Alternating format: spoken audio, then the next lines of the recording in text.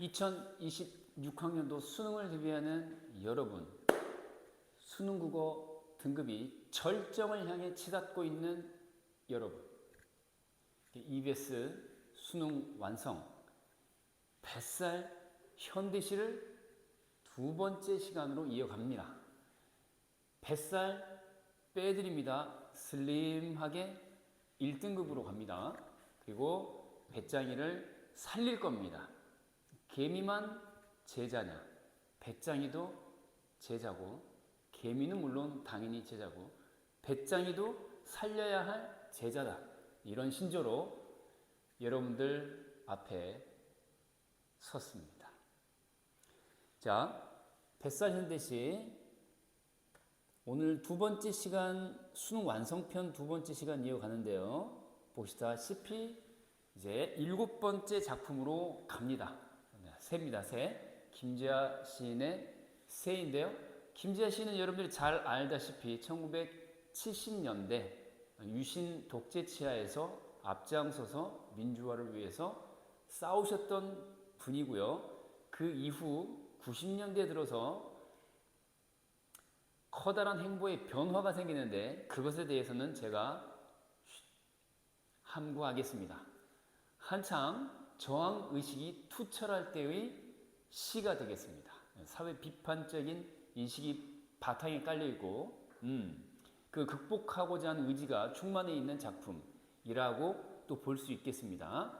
자, 새. 이 작품 읽고 오시면 좋은데 못 읽고 온 친구들을 위해서 화면에 잠시 띄워두니까 일시 정지 화면으로 삼아서 읽어보시기 바랍니다. 저 청한 하늘 블라블라.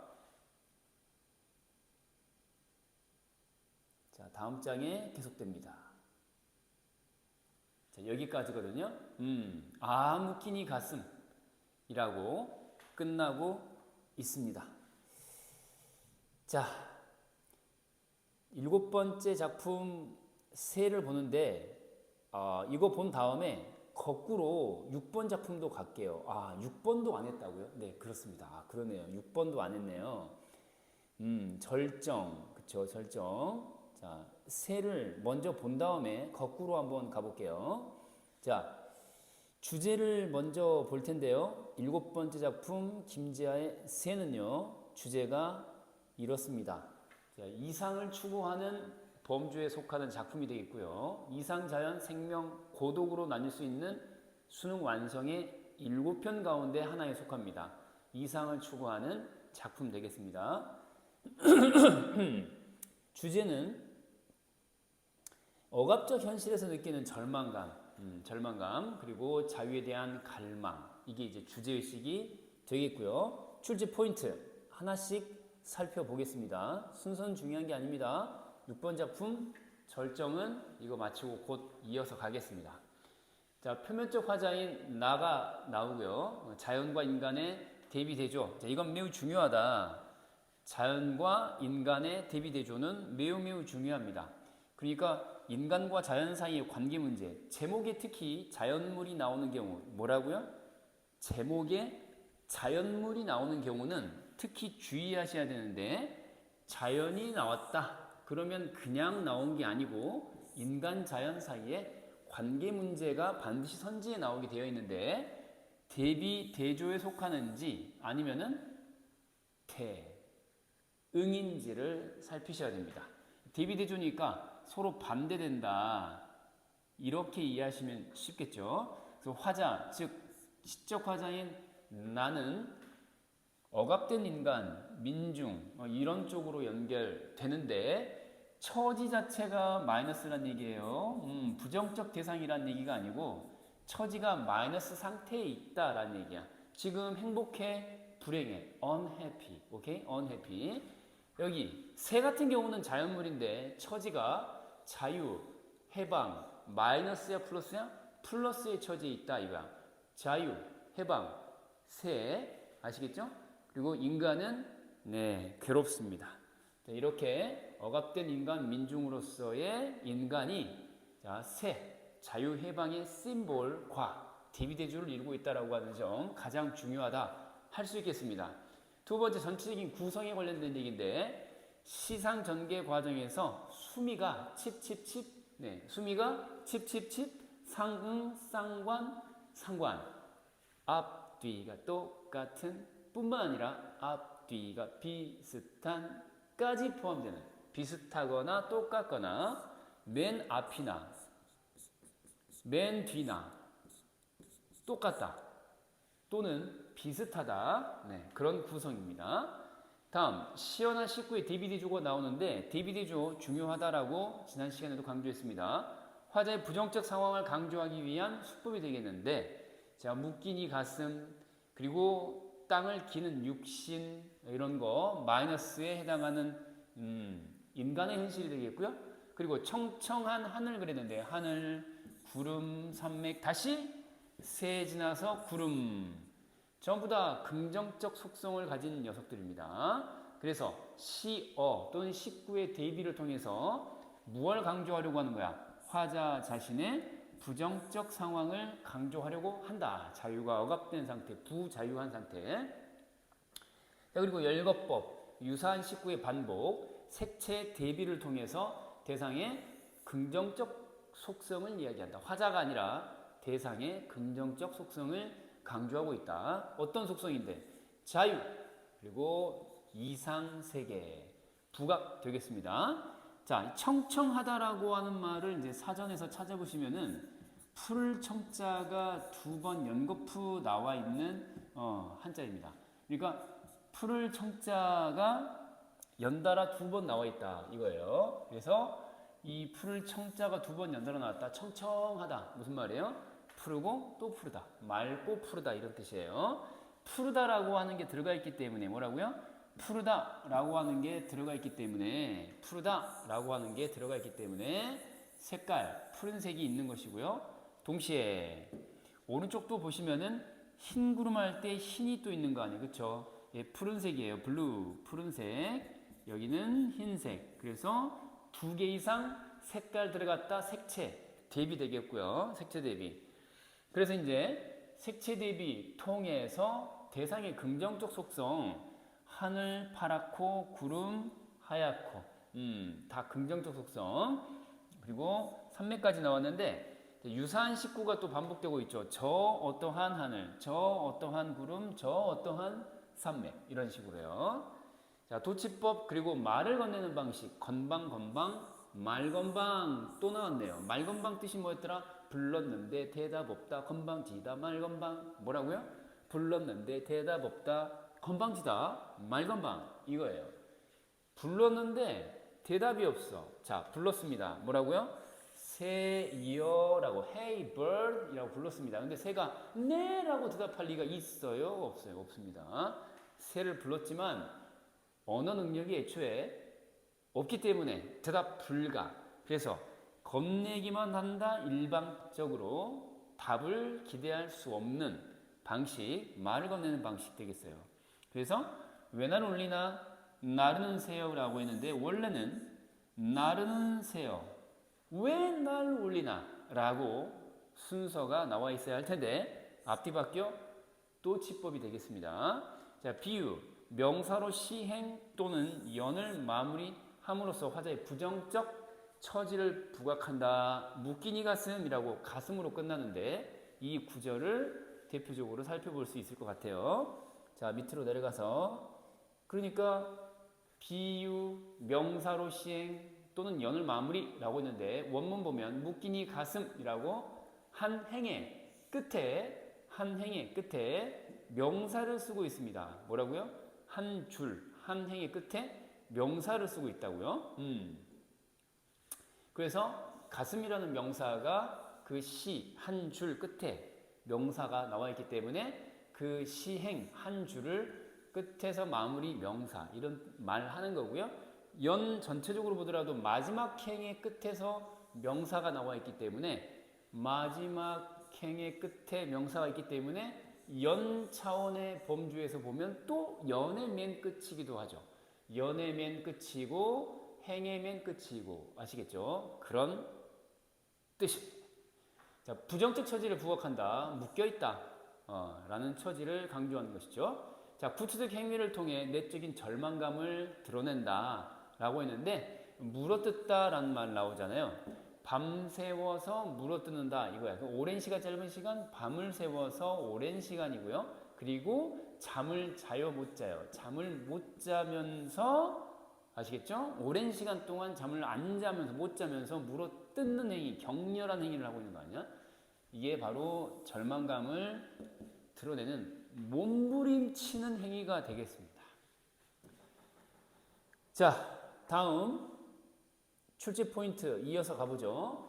영탄적 어조를 통해 자유에 대한 갈망, 뜨거운 소망, 열망을 드러내고 있다라는 것인데, 자, 영탄적 어조를 어디서 확인할 수 있느냐? 봤더니 밤새워 물어뜯어도 닿지 않는, 자, 뭐라고 그랬습니까? 밑바닥 마지막 살에 그리움이요 그랬는데, 여기 어디 영탄적 어조가 있네요 라고 그럴 수 있겠지만은 느낌표 붙이는 거 가능 불가능?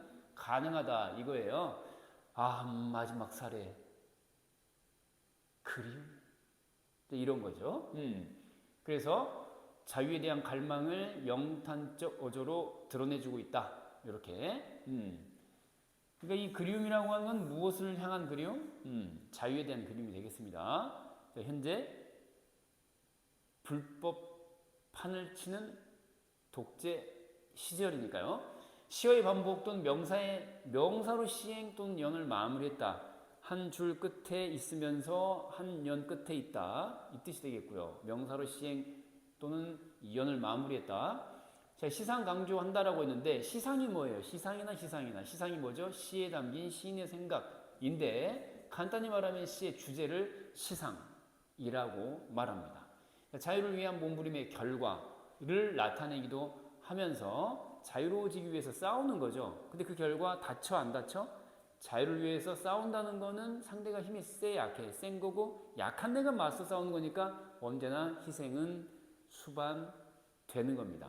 싸움의 결과 다치는 것도 있고 가만히 있는데 얻어 터지는 것도 있고요. 아시겠죠? 그런 걸 나타내는 표현이다. 피만이 흐르네 그랬잖아요. 그렇죠? 더운 여름날에 썩은 피 그랬는데 시어 반복 피 시어 반복 확인 가능하고요. 그 다음에 요 연 전체적으로 마지막 끝에 있는 명사이면서 한 행 끝에 있는 명사이기 때문에 이런 표현도 가능합니다. 자, 마이너스 현실 플러스 현실 마이너스 현실이 되겠죠. 마이너스 현실. 자, 의인법을 통해 대상에 대한 동경, 지향, 추구한다. 좋은 놈, 나쁜 놈, 좋은 놈이니까 땅을 기는 육신이 누구를 자, 우러러라고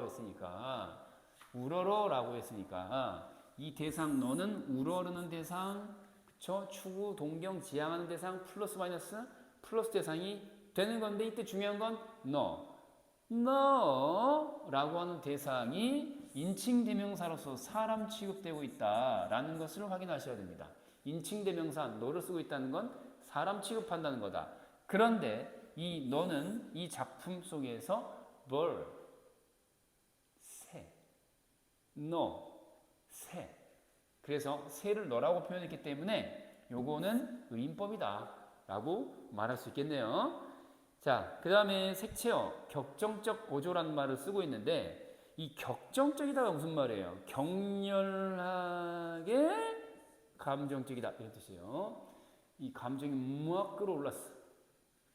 펄펄 끌어오는 아주 격렬한 감정을 격정이라고 합니다. 색채어 찾아보세요. 울 줄 아는 이 서러운 눈도와의 시뻘건 여기 있죠. 색채어 시뻘건 그랬으니까 하나 있죠. 시뻘건 몸뚱어리 몸부림 함께 답세라. 자, 원문 아까 띄워놨던 원문 마지막 행 끝에 어휘 풀이 있었잖아요. 없애고 싶어라 함께 없애고 싶어라. 그냥 내 눈, 내 몸뚱어리 다 없애고 싶어. 그 정도로 고통스러운 현실을 말하는 거겠죠. 그쵸? 그래서 절망감. 야, 이 눈 그냥 눈물 나는 눈만큼 그냥 이 눈물 나는 눈이라도 눈마저도 쏙 떼버리고 싶다 이런 얘기잖아요. 그만큼 괴롭다, 힘들다 이런 얘기죠. 자, 그 다음 영탄법, 의인법 여러 가지 표현상의 특징 나오는데요. 자, 영탄법 그리고 의인법 다양한 감각적 표현을 통해서 시각 이미지, 청각적 이미지 등등이요. 자, 이거 부정적 현실의 강고함이라고 해요. 강고가 무슨 말이에요?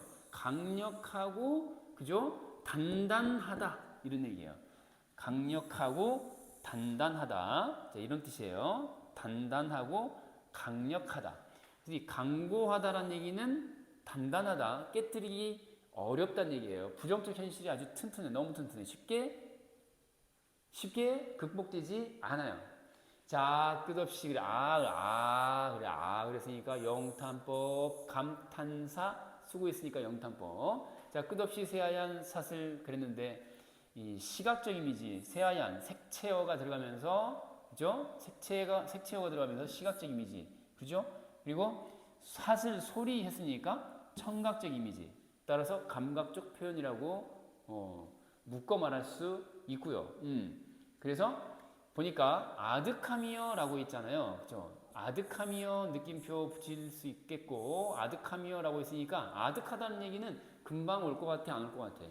현실 극복 순간이 정말 오래된 미래에서 올 것 같아. 이건 당장은 실현되기 어려울 것 같아. 한참 멀었어. 아득하며. 그래서 부정적 현실이 깨지기 어렵다, 강고하다라는 걸 강조하는 표현으로 이해할 수 있겠죠. 자, 그리고 너라는 표현 쓰고 있어요. 인칭대명사 사람 취급했다. 새를 너라는 인칭대명사로 받음으로써 의인법 쓰고 있다는 거 확인 가능합니다. 그죠? 자, 역설적 표현이 나오는데 역설은 쓰이는 순간 시험에서 다뤄질 가능성이 매우 높습니다. 무조건 챙기셔야 되고요. 자, 보시면 낮이, 밤이야 낮이야? 낮이거든요. 낮이 밝을수록 명도가 올라가 떨어져 올라갈수록 침침해진다는 얘기는 어두워진다 이런 얘기거든요. 명암으로 놓고 본다면 점점 밝아질수록 침침해진다. 이게 무슨 소리입니까? 침침하다. 눈앞이 보여 안 보여? 안 보인다. 날이 밝기는 밝았는데 밝으면 밝을수록 흐릿해 안 보여 이런 뜻이잖아요. 말이 되는데 말이 안 되죠. 뭐뭐 할수록 이라고 앞쪽이 뒤쪽에 원인 구실하고 있는 논리적 흐름이기 때문에 이 흐름에 맞다 안 맞다? 맞지 않는다. 그래서 말이 안 된다. 비논리적이다. 모순된다. 역설법 되겠죠. 그죠? 그러니까 이제 아무리 시간이 지나도 실질적으로 현실은 개선되지 않는다. 이런 부정적 현실을 부각하는 것이 되겠죠.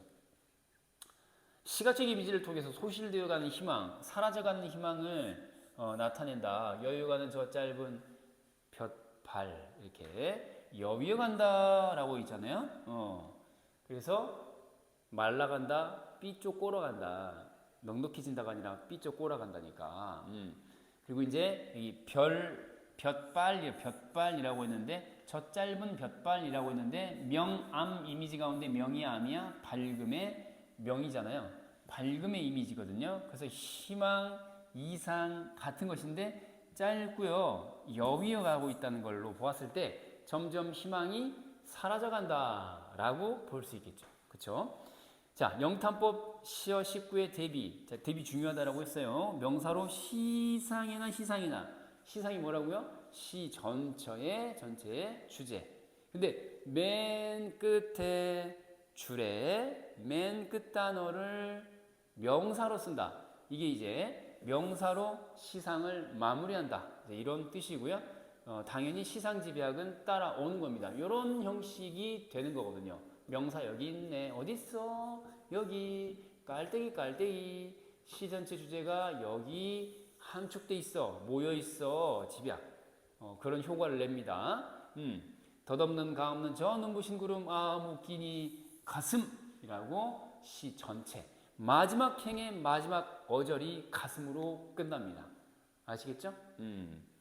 이렇게 해서 일곱 번째 작품이 상대적으로 더 중요하고 어려운 작품이기 때문에 먼저 한번 살펴봤고요. 주제는 뭐라고요? 억압적 현실에서 느끼는 절망감과 자유에 대한 갈망이었고요. 자, 두 번째 살펴볼 작품, 전체적으로 12작품 가운데 6번 작품에 해당하는 녀석으로 거꾸로 한번 올라가 볼게요. 자, 못 읽어온 친구들을 위해서 일시 정지 화면 해두시고 읽어주세요. 일시 정지. 네, 다 읽으셨네요. 자, 주제를 보겠습니다. 절정, 이 작품은요, 극한적 상황에서의 현실의 초급이라고 하는 게 전체적으로 주제가 되겠습니다. 현실이 힘들어요? 편안해요? 힘들어요. 근데 포기해요? 하지 않아요. 포기하지 않습니다. 희망을 잃지 않습니다. 초급이라고 나왔는데 초월하여 극복한다. 그러니까 강력한 힘으로, 보통 이상의 힘으로 극복해낸다. 이런 뜻이 되겠어요. 출제 포인트 갑니다. 6번째 작품 절정입니다. 자, 이면적 화자고요. 이면적 화자고요. 이면적 화자고요. 나, 저희, 우리 뭐 이런 표현이 안 나온다는 얘기예요. 기승전결 전통적 한시 구조를 가지고 있다. 그렇게 나와 있는데 각각의 연이라고 받고 불러도 상관없습니다. 1년, 2년, 3년, 4년 전체 4연으로 구성돼 있걸랑요. 자, 기승전결의 구성, 간결하고 응축된 정서를 표현한다. 짤막짤막한 사연으로 돼 있죠. 그렇죠? 남성적 시어가 따로 있느냐? 그렇다고 합니다. 어떤 건데? 매운, 갈겨, 칼날진. 꼭 그런 건 아니죠. 여학생들이 더 험한 말 많이 쏟아내는 경우도 있는데 이건 이제 전통 사회에서의 일반적 경향, 통념에 비추어서 하는 얘기입니다. 기분 나빠하지 마시고요. 현재 시제가 쓰인다. 긴박감, 대결의식을 강조한다. 지금 당장 내가 쫓기고 있는 거랑, 그죠? 옛날에 쫓겼지, 앞으로 쫓길 것 같아. 이런 거보다는 지금 당장 쫓겨. 아, 뜨거, 아, 뜨거. 이게 더 긴박감을 불러올 수 있겠죠. 자, 그래서 휩쓸려 오다, 지금. 그 위에 서다, 지금. 디딜 꽃조차 없다, 지금. 긴박감, 대결의식, 그쵸? 자, 감각적 표현, 비유적 표현 쓰이면서 부정적 현실, 특히 일제강점기 가혹한 탄압을 드러내는 표현이 나오죠. 매운 계절의 채찍, 이 채찍, 그리고 맵다, 맵다 매워, 매운 계절의 채찍, 일제강점기의 탄압, 이렇게 보기 바깥에서 작품 바깥에서 가져와 해석할 수도 있습니다. 극한 상황의 점층적 구조라고 했는데 이렇게 수평적으로 쫓기고요. 조금 반듯하게 가볼게요. 자, 요렇게 수평적으로 쫓깁니다. 갈 때까지 갔어. 수평적으로, 평지에서 끝까지 간 게 수평적 극한이란 뜻이에요. 여기가 어디? 북쪽 끝. 갈 때까지 갔어. 근데 여기서 끝이 아니고 다시 위로 올라가는 거야. 위로 가는데 수직적이라는 말을 또 쓰는 거야. 평지에 대고 90도 그려 위로 가. 이게 이제 수직. 오케이? 수직적으로 올라가 끝부분까지 쫓겨가는 겁니다. 어딘데요? 봤더니 고원입니다. 고원. 파미르 고원 들어보신 적 있죠? 그런 의미의 고원이 되겠어요. 요렇게. 근데 이 고원 끝에 가니까 이게 끝이 아니고요. 이게 끝이 아니고 갔더니 서리빨 칼날진 이란 표현 나옵니다. 서리빨 칼날진 뭐라고? 서리빨 칼날진 그 위라고 했습니다. 고원 전체 가운데서도 아주 뾰족하고 칼날처럼, 그쵸? 날카로운, 위태로운 지경을 얘기하는 것인데 한 발 제격 디딜 곳조차 없는 이란 뜻이에요. 한 발 제격 디딜 곳조차 없는 아주 좁은 공간, 그쵸? 위태롭기가 이루 말할 수 없는 극한의 또 하나의 극한, 그쵸? 최상의 극한이 되는 거죠. 이게 1단계, 이게 2단계, 이게 3단계. 매운 단계로 치면은 고추가 한 3개 정도 그려집니다. 고추 1개, 고추 2개, 고추 3개짜리. 네, 고원. 지나서 서리빨 칼날진 그 위. 그래서 1번에서 2번으로 가고 그 다음에 2번에서 3번으로 가는 과정 자체가, 그쵸? 위태로움의 정도가 상대적인 겁니다. 어디까지? 상대적으로 약했다가 중간 정도 강력한 것. 약중강. 그래서 점점점 계단식으로 뭐라고요? 계단식으로 강해지는 모습을 보이고 있기 때문에 계단이라는 뜻의 층계의 층자를 씁니다. 계단이라는 뜻의 층계에 오르듯이 점점점 올라가는 거를 점층적이라는 말을 쓰는 것이죠. 이해되셨죠? 자, 의문형 문장 그리고 단정적 어조를 통해 절망적 현실 인식. 자, 더 이상 어떻게 해볼 도리가 없구나. 에효. 이런 건데 어디다 무릎을 꿇어야 하나? 여기서 무릎을 꿇는 행위 자체는 절대자 내지는 이 어려운 국면을 해결해 나갈 수 있는 힘을 지닌 자에게 기도하는 행위라고 해석할 수도 있고, 꺼져! 라고 뒤통수 맞고 무릎 꿇는 저항이 일체 불가능해진 무력한 상태를 나타내는 행위이기도 합니다. 근데 한 발 제겨서 발끝이나 뒤꿈치로 겨우 디딜 곳조차 없다. 극한이죠. 그러니까 뭐뭐 할 곳조차 뭐뭐조차 없다라고 했으니까 추측성이야. 뭐 디딜 수도 있고 아닐 수도 있고, 뭐 누울 수도 있고 앉을 수도 있고, 뭐 그런 추측성이 아니고 단정적입니다. 없다. 단정적, 절망적 현실 인식이 되겠습니다. 자, 마지막 두 가지를 더 살펴볼 텐데, 구체적 행위를 통해서 시상전환. 그러니까 지금까지 살펴본 건 뭐죠? 수평적 한계, 그 다음에 수직적 한계, 다시 그 위에서 한 발제게 드릴 곳이 없어. 3단 매운맛을 보고 난 이후 4연에서 갑자기 태도가 달라집니다. 자, 어떤 태도냐 했더니 시상이 어떻게 된다고? 시상이 뭐야? 시상이 뭐죠? 시상은 시에 담긴 주제라고요. 주제가 갑자기 대체로 180도 달라집니다. 360도 아니고요. 180도. 360도는 제자리야. 정반대로 보통 바뀌는데 마이너스였다가 플러스가 된다랄지 뭐 그 반대 방향이 된다랄지 다 가능합니다. 대체로 이제 남신의주의동 박시봉방 뭐 이 남신의주의동 박시봉방 같은 백석의 시 같은 경우에 뭐 그러나 뭐 이런 표지를 통해서 실현되는 주제, 전환, 변화, 시상전환 되겠습니다. 이게 보니까 이러면 눈 감아 생각해 볼 밖에 그랬거든요. 아까는 생각해보고 자시고가 없었어요. 아까는 다 죽었다, 끝났다, 이거 어쩌나 였는데 차분하게 이제 생각해 본다는 게 아니에요. 그래서 희망을 얘기합니다. 어떻게 해요? 역설적인 표현을 통해서. 역설 중요하다고 했습니다.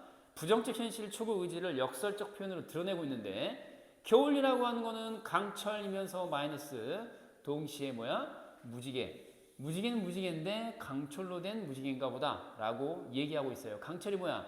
차갑죠. 왜? 겨울이라는 걸 전제로 봐야 돼요. 겨울의 강철은 차갑죠. 우리 살갗은 따뜻하지만 금속은 닿으면 떨어지지 않을 정도로 차가워요. 싸늘한 이미지, 비정하다. 온기가 있어야, 따뜻함이 있어야 온정이라고 하는 것도 있고 배려도 있는 거 아니겠어요? 그죠? 쇳덩이가 온기가 어디 있습니까? 그래서 비정함, 이걸 나타내는 시어가 되겠고요. 무지개는 뭐 희망, 아름다움, 그리고 황홀함이죠. 무지개 떴어. 걸어가다가 하늘을 봤어. 무지개 떴어. 우와, 그렇군. 지나가니? 촬영부터 하잖아. 왜? 희망을 나타내고 아름답고 또 황홀하니까. 그죠?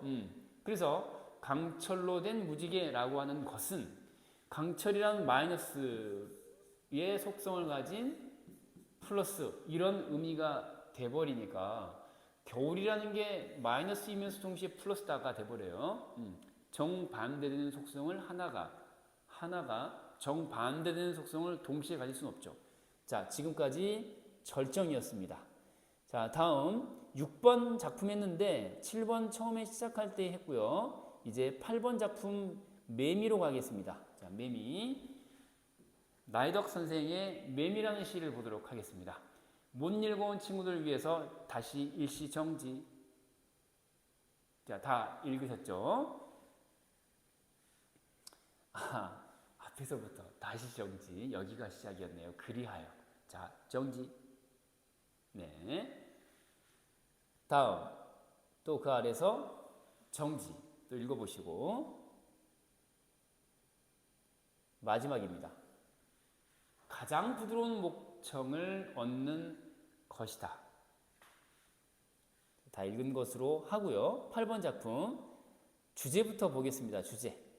주제가 뭐냐 했더니 얘는 이런 주제였습니다. 매미. 제목이 뭐야? 매미예요. 매미의 울음과 시인의 삶. 그러니까 매미와 시인을 견주고 있어요. 유사해 아니면 상반대? 유사합니다. 매미가 시인 같아. 이런 얘기죠. 매미가 시인 같아.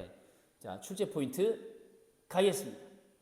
자, 첫 번째. 자, 이면적 화자 되겠고요. 특정 부사를 활용했다라는 것인데 비교적 최근에 등장하기 시작한 출제 유형인데 선지 속에서 특정 부사니 특정 문장 성분이니 이런 말들을 통해서 선지를 만들고 있는 추세가 있습니다. 최근의 출제 경향인데 잘 보셔야 돼요.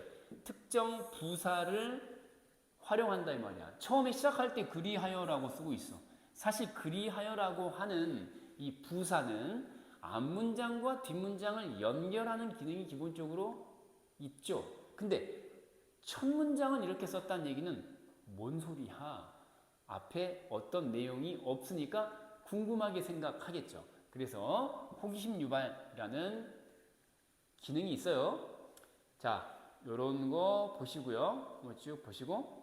자, 단정적인 어조가 쓰이고 있다라고 했는데 반대말 기억하면 좋아요. 단정적 어조의 반대말이 뭐라고요? 추측성 어조입니다. 이렇게 기억하시면 좋아요. 뭐라고요? 추측성 어조. 추측. 뭐뭐인 것 같다, 뭐뭐인 듯하다 이런 거. 뭐뭐인 것 같다, 뭐뭐일지도 모른다, 모른다 이런 거 있잖아요. 이런 것들이 추측인 건데 이런 표현이 아니라 이런 얘기예요. 그러면 이해가 쉬울 수 있죠. 이해가 빠를 수 있어요. 자, 그럼 보세요. 실제로 그런지 단정적인 어조. 그러니까 추측성 어조가 아니라 이것인지 보시란 얘기예요. 자, 보니까 매미가 오는 것은 짧고 단단한 목숨 때문은 아니다 라고 했거든요. 뭐라고요?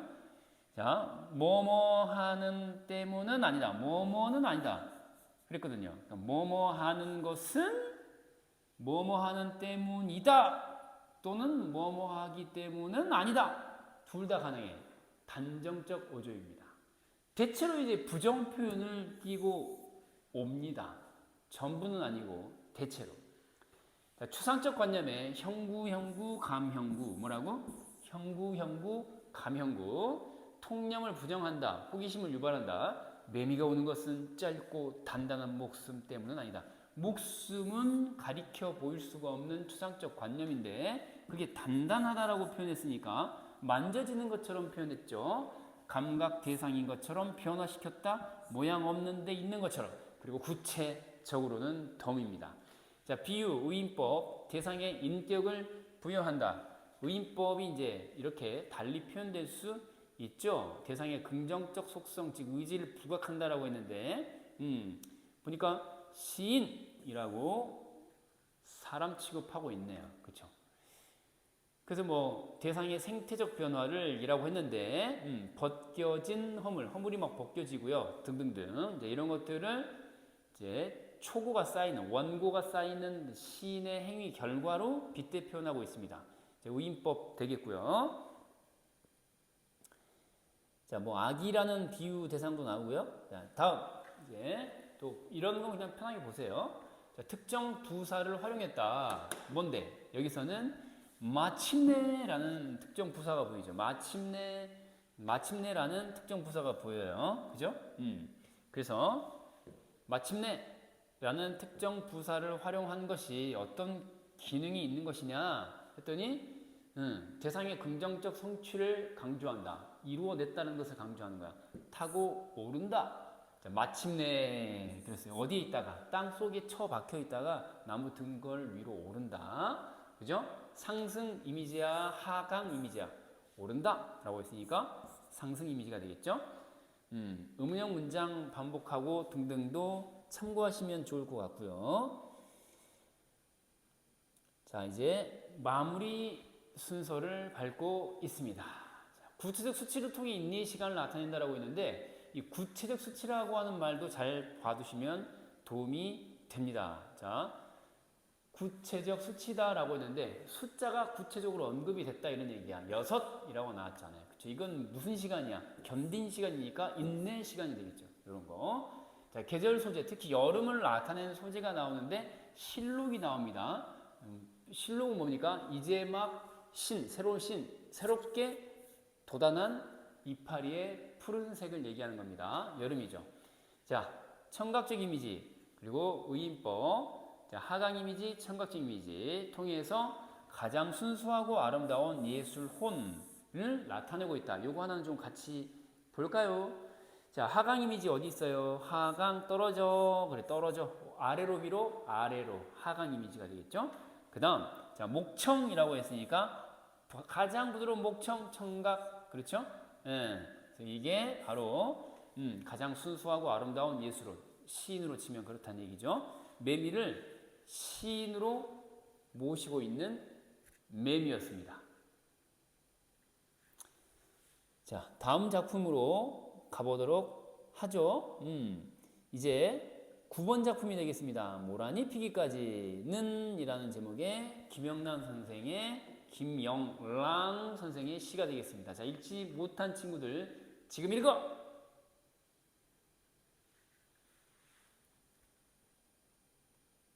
주제는요, 9번 작품 모란이 피기까지는 이라는 제목의 작품의 주제는요, 모란의 개화에 대한 사람 입장에서 모란이 꽃이 피는 것에 대한 간절한 소망과 기다림.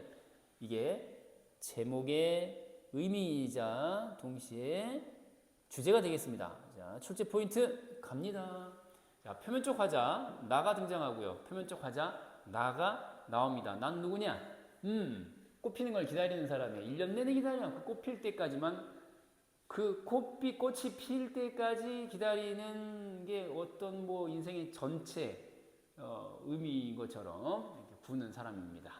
숨이 쌍관, 상응, 앞뒤가 똑같은 포함해서 앞뒤가 비슷한, 네, 숨이 칩 비슷해, 완전 같아, 다 가능해. 자, 순환구조, 기다림, 슬픔, 기다림. 그러니까 이 상실로 인해서 기다리고 갑자기 왜 또 상실이야? 이쯤 어딘가에 이제 개화가 있겠죠. 꽃이 피는 시기가 있겠죠. 개화, 그리고 개화 다음에 뭐가 올까? 낙화, 꽃이 진다. 피었다가 진다가 이제 생략돼 있겠죠. 그래서 이제 상실로 인한 슬픔. 그 다시 또 이제 기다리는 거야. 내년 꽃 피울 때까지. 봄이겠죠. 자, 경어체를 쓰고 있다도 중요합니다. 경어체. 여러분, 경어체가 뭡니까? 존경하다 할 때 경자. 그래서 경어체 그러면 높임말이야, 낮춤말이야? 높임말. 자, 여성적 어조이기도 한데 부드러운 어감을 준다. 자, 이어로 끝났고 뭐뭐 비읍 내다 옴내다. 자, 시어의 반복 그리고 특정부사 매우 중요합니다. 특정부사의 활용을 통해 화자의 오래되고 숙명적인 기다림의 자세, 그리고 화자의 간절한 소망을 강조한다. 특정부사 찾아볼까요? 밑줄이 그어놨네요. 나는 아직. 그러니까 그때로부터 지금까지 여태껏 아직 오래오래, 그죠? 나의 봄을 기다리고 있을 테요. 아직까지 포기하지 않는 그런 정도의 숙명적인 기다림, 이런 거, 간절한 소망. 여기 이제 기다리고 있을 테요 라고 했으니까 기다림에 대한 나의 간절한 소망. 자, 음성 상징으로 제가 음영 처리를 해놨기 때문에 여러분들 특별히 더 신경 써서 보셔야 되는데, 소리, 흉내, 의성어, 모양, 형내, 의성어, 의태어 모두 아울러서 음성 상징어라고 하는 건데, 여기서는 뚝뚝, 뭐 꽃이 지는 모양 뭐 정도로 이해하실 수 있겠죠. 뚝뚝 마이너스입니다. 절망감, 강조. 꽃 피는 건 좋지만 꽃 지는 건 슬퍼. 자, 계속 그 아래로 가볼게요. 하강 이미지가 있고요. 네, 하강 이미지 아래로 위로 아래로 화자의 정서를 강조한다. 떨어져 버린 어느 날이라고 했으니까 서름, 화자의 정서 강조하는 거죠. 떨어져 서름. 이렇게 정서의 직설적 표출이라고 했는데 직설이 뭡니까? 직접 간접? 직설 했으니까 직접적으로 겉으로 드러낸다, 속으로 감춘다, 겉으로 드러낸다 이 말이에요. 섭섭이라고 나오고 서름이라고 나왔으니까 드러냈냐 감췄냐? 냈죠. 자, 감각적 표현, 화자의 주관적 진실을 통해 상실의 시간을 드러낸다. 보시고 상승 이미지와 하강 이미지의 대비를 통해 상실감을 강조한다. 오르던이라고 했으니까 상승이 하강이야? 위로 오르던 상승. 자, 무너졌느니 아래로 위로 아래로. 그래서 위로 아래로. 그쵸? 근데 강조하려는 건 뭐야? 무너졌다라고 하는 모습을 강조하여 상실감을 드러내고자 하는 것이겠죠. 자, 이제 마지막 갑니다. 자, 이렇게. 자, 역설법까지 이제 살펴보면 되는데, 자, 뒷장으로 한 글자가 넘어가가지고, 여기다가 이제 보너스로 한 글자 덧붙여 적도록 할게요. 그럴게요. 자, 과장법이 쓰였다라고 했는데, 실제보다 부풀렸다. 이런 얘기인데, 유미주의적 태도라고 나와 있습니다. 유미할 때 미자가 네, 아름다움이라는 뜻이 되겠죠. 그래서 모란이 지고 말면 그뿐이라고 했어요. 모란이 져버리고 나면은 내 한 해 통째로 다 가고 말아. 그 꽃 뭐 그게 뭐라고. 모란 너 뭐 돼? 근데 뭐 돼? 뭐야? 한 해 전체에 해당하는 거야. 1년치의 인생의 의미가 다 들어가 있었거든요. 어머, 그러면은 그건 과장된 거라고 해야 되겠죠. 이 사람이 1년 내내 그러면은 꽃 피는 거 뭐 그깟 거 해봐 열흘도 못 갈 텐데 화무 11홍이잖아요. 화무 11홍. 열흘도 못 갈 텐데 1년 가운데 열흘만 의미가 있고 나머지 355일은 아무 의미가 없느냐. 이상한 거잖아요. 그쵸? 다 가고 말아라고 했으니까 과장된 거죠. 자, 구치 수치 보시고 도치 보시고요. 자, 역설법 이거 굉장히 중요하죠. 그쵸? 제일 중요합니다. 찬란한 슬픔. 슬픔은 슬픔인데 플러스야 마이너스야? 마이너스. 찬란하다 플러스. 플러스인 마이너스. 이상하죠? 그래서 무슨 역설법 개화의 즐거움 슬픔 즐거움과 낙화의 비의 슬픔의 이중적 의미를 드러내는 역설법 해서 마무리. 자, 모란이 피기까지는 이었습니다. 자, 10번 작품 가볼게요. 자, 산수유 나무의 농사 문태준 시인의 작품 되겠습니다. 자, 이제 수능이 몇 주 앞으로 다가왔습니다. 뭐 듣는 친구, 강의를 듣는 친구들에 따라서 편차가 있으니 수능 직전일 수도 있죠. 자, 긴장감을 늦추지 말고 편안하게 읽어주시기 바랍니다. 일시 정지. 네, 다 읽었네요. 주제가 뭐냐? 이 작품의 주제는 당연히 산수유나무에 관한 것이겠죠. 산수유나무의 그늘이 주는 배려, 그늘 배려, 그늘 배려. 그 배를 기억하시기 바랍니다. 자, 출제 포인트 가겠습니다. 자, 산수유나무의 농사입니다. 제목부터 보시면 아시겠지만은 제목이 시사하는 바 무슨 표현상의 특징이 눈에 띕니까? 의인법. 그렇죠. 의인법이죠. 의인법. 나무 주제에 네가 농사를? 네가? 네. 그래서 의인법. 당연히 산수유나무라고 하는 자연과 인간 사이의 관계 문제가 꼭 시험에 나오게 되어 있습니다. 대비대조다라고 하는 거. 왜냐하면 밑에 나오지만 산수유나무는 좋아요, 싫어요? 좋아. 자, 사람은 좋아요, 싫어요? 나빠요. 나빠요. 왜냐하면 불평하거든요. 산수유나무는 배려하는 존재인데 이 사람 중에 불평하는 사람을 두고 하는 얘기니까 인색하다. 이기적이다. 이건 이타적이다. 뭐 이렇게 얘기할 수도 있습니다. 산수유나무는 이타적인 존재고요. 남을 도와줘. 불평하는 사람들은 이기적인 존재들. 이렇게 인지 놓고 보시면 명확하죠. 대비, 대조입니다. 자, 현재 시제가 쓰이고 있고요. 뭐뭐 고 있다가 여러 번 나옵니다. 생동감. 무슨 말이죠? 살아, 움직여, 생동감, 현장감. 내가 지금 읽는 입장에 있지만 독자로서 그 현장에 가 있는 듯한 느낌. 자, 그리고 대주적 시어 씻고 방금 얘기했고요. 보시고, 자, 의인법이라고 하는 게 굉장히 중요하다라고 했습니다. 이 작품에서 의인법, 그렇죠? 의인법 제목 자체가 의인법이 들어가 있다. 의인법. 그늘에 대한 새로운 가치부여. 그늘 농사. 나무가 있는데 잎이 자라고 그래서 무성해지겠죠. 그러면 그늘을 이렇게 늘릴 거 아니에요. 이게 그늘이죠. 그늘은 사실 물질적으로 봤을 때 존재하는 대상이라고 할 수 있나요? 해가 중천에 떴다가 기울어지는 그 사이에 짧아졌다가 점점점 길어졌다가 다시 짧아졌다가 이런 거 아니에요. 있다가 없다가 있다가 없다가. 이게 물질적 실체라고 말할 수 있나요? 그것 자체가 실체가 있다기보다 나무의 그늘, 그림자에 불과하잖아요. 그렇잖아요? 그런데 이제 이거를 뭐라고 표현했냐면은 새롭게 가치 부여를 한 거죠. 그 그림자 따위, 너 뭐 돼? 너 뭐 돼? 이 그늘을 농사 짓고 있는 것으로 표현을 한 거죠. 자, 대상의 대비 대조를 통해 주제의식을 부각한다. 꽃은 하늘에 피우지만, 그죠? 그늘은 땅에서 넓어진다 라고 했거든요. 이건 공간이 달라요. 공간의 대비 잘 봐야 돼. 하늘이라는 공간이고요. 여기는 땅이라는 공간이야. 대비 맞니? 맞죠? 여기는 하늘에 꽃을 피우지만, 하늘에 피우지만은 여기는 땅에서 넓어진다. 대비 대조를 통해 주제의식 강조. 그늘의 긍정적 속성을 강조하는 것이 되겠죠. 자, 나머지 쭉 보시면 되는데, 특히 이제 이런 뭐 개성적 표현이란 말이 나왔는데 보통은 쓰지 않는 색다른 표현을 얘기하는 거예요. 그래서 뭐 그늘 농사의 결과물로서, 자, 또는 뭐 그늘의 의미를 부여하는 것으로서 노란 좁쌀 5대 무게의 그늘. 자, 이 그늘이라는 게 무게를 가질 수가 있나?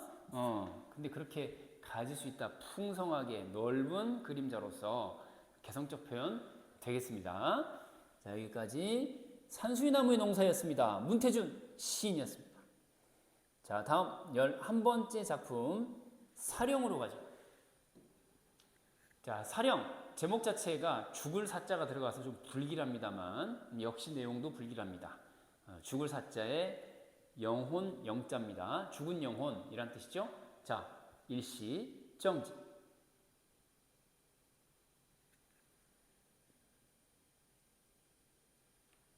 자, 또 정지. 그리고 또 보세요. 주제가 뭐냐? 주제부터 보죠. 이 작품의 주제는 부정적인 현실에 대한 비판과 자기 반성이 되겠습니다. 현실 비판하면서 자기 반성 있어요. 알겠죠? 현실 나빠요. 근데 나도 잘못했어요. 그런 얘기죠. 출제 포인트 출발합니다. 자, 출제 포인트 출발합니다. 표면적 화자가 나입니다. 자기 반성이 있다라고 했잖아요. 자기 반성이 있어요. 자, 표면적 화자인 나가 등장하고요. 수미 상관, 쌍관, 상응. 앞, 뒤가 똑같거나 비슷하거나 특정 부사를 활용하고 있다는 것도 중요하죠. 간간히 자유를 말하는데 이런 뜻이야. 자유를 말하는 게 아침 저녁으로 말할 수 있다 그러면 매우 자유로운 현실이 되겠죠. 억압이 없는. 그러나 어쩌다가 한 번씩 자유를 용기를 내서 말한다거나 드문드문 말할 수 있다는 얘기는 평상시에 그만큼 더 억압적이고 부자유스럽다. 그런 뜻이 되겠죠. 자, 화자와 대상의 대비대조. 대비대조는 무척 중요하다고 했죠. 시상, 강조, 성찰, 반성까지 들어있다. 활자는 이라고 플러스 대상이 나오는가 하면 나의 영은 되졌다 이런 뜻이잖아요. 나의 영은 죽어 있는 것이 아니냐? 그쵸? 나의 영은 죽어 있는 것이 아니냐? 활자는 일단 삐끼삐끼, 자, 반짝거려, 삐끼삐끼, 반짝거려. 그리고 자유를 말해요. 나는 죽어 있어. 무슨 말이야? 자유를 소리 높여 말하지 못해. 아시겠죠? 대비입니다. 말을 건네는 방식 매우 중요하죠? 네.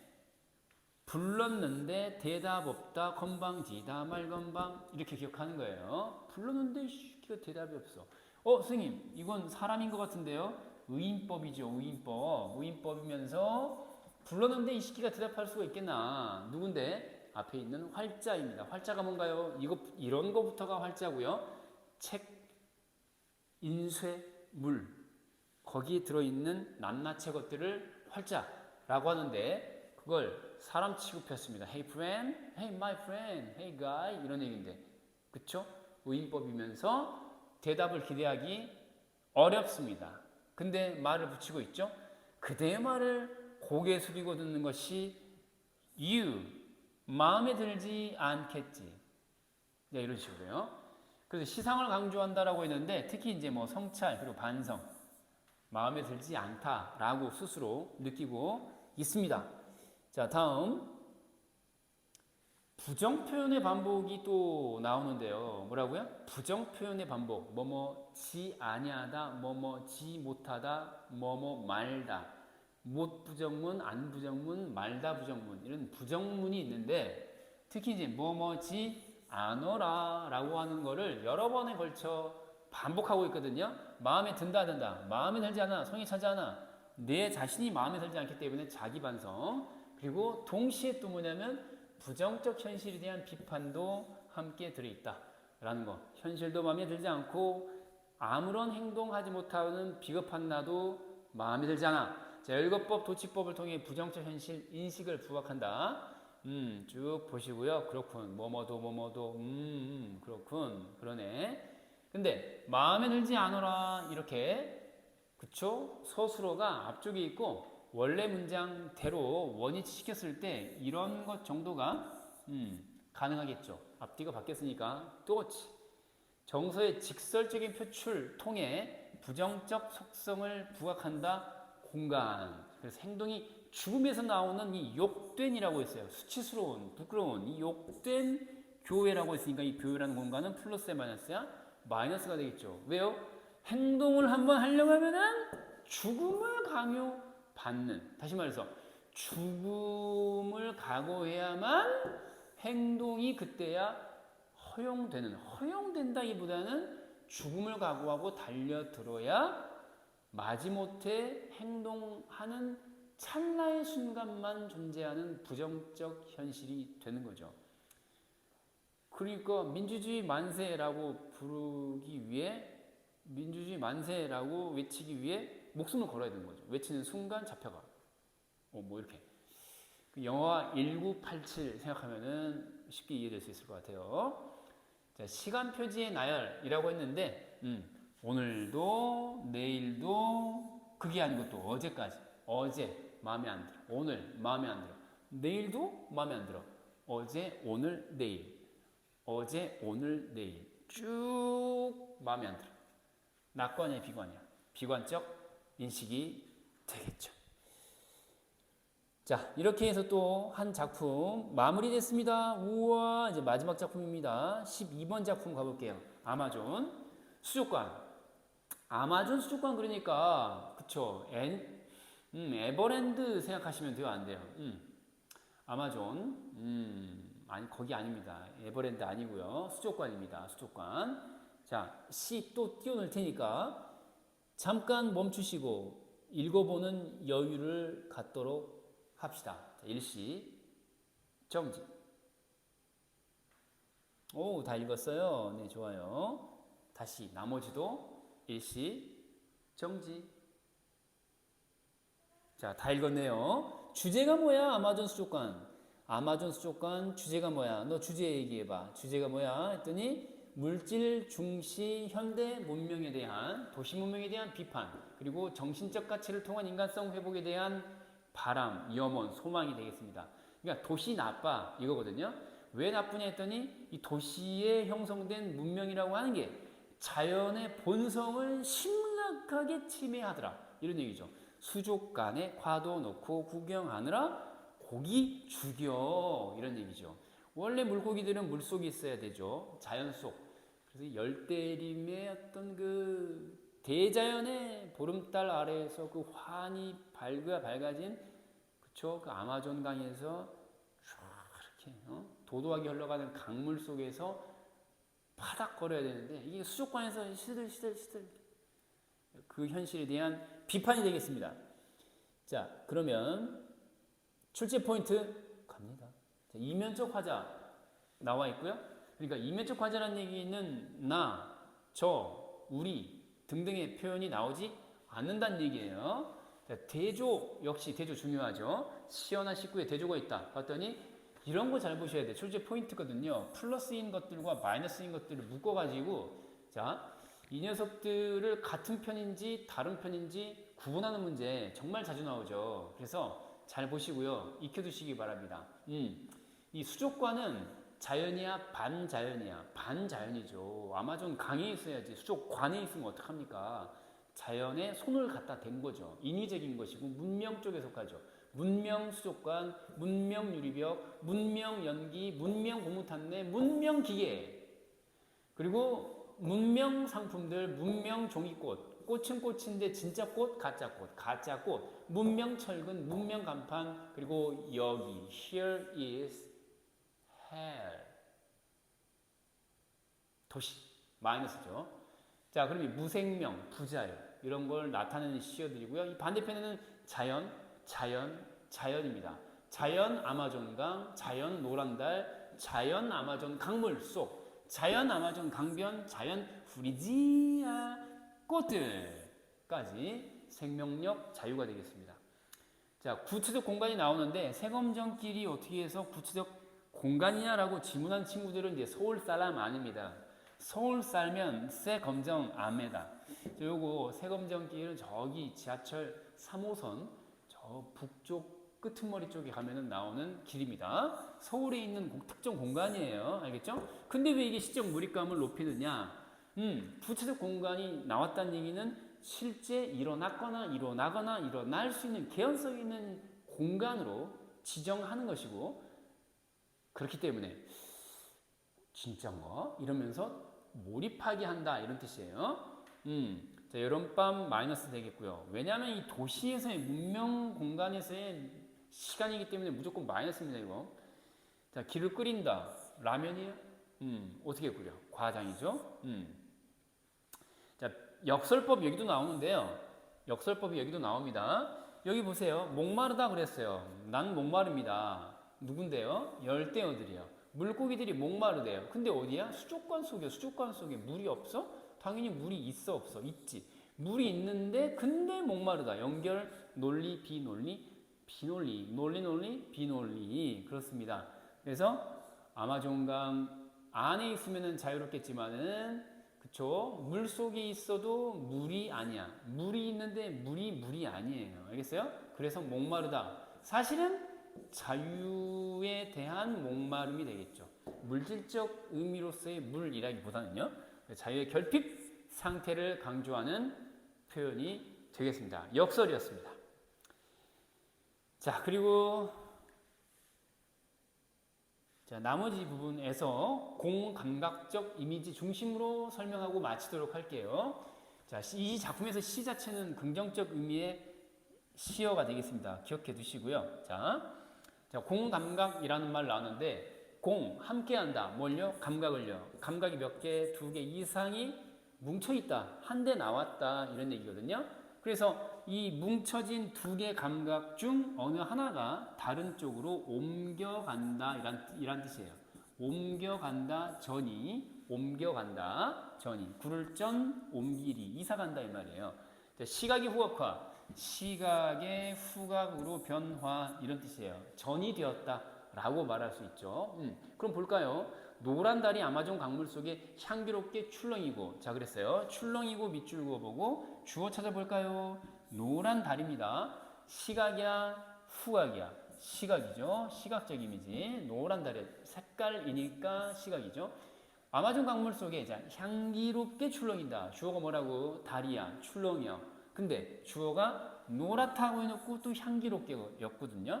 그러니까 보이는 건데 맡아지는 것처럼 표현한 거 아니에요. 향기롭게 후각, 그죠? 눈은 달을 보고 있는데 코는 달의 향기를 맡아. 상상해서나 가능한 일이죠. 그래서 보이는 달을 코로 느꼈어. 시각의 후각과 감각의 전이. 2개 이상 감각 한데 뭉쳤다. 공감각 되겠습니다.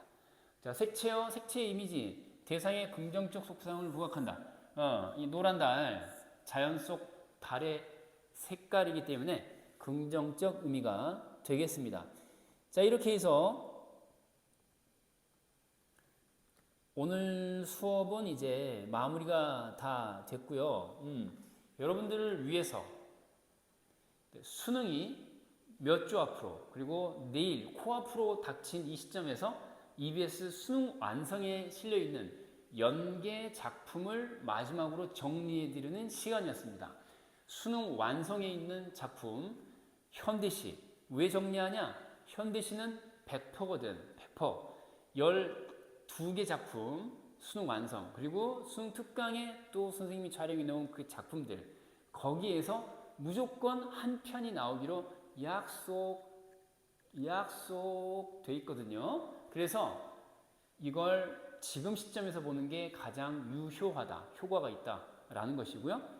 여러분들에게 배짱이에서, 그쵸? 슬림하게 뱃살을 제거한 슬림한 등급의 보유자로, 배짱이에서 1등급 보유자로 재탄생하도록 도와드리는 수업이었습니다. 오늘 6번 작품에 나와 있던 절정처럼 여러분들도 스스로를 남은 기간 동안 수평적 극한, 그리고 다시 수직적 극한으로 몰아붙여서 한 발 제격, 디딜, 곧 쫓아오는 절정의 순간에 1등급의 절정 맛보시기를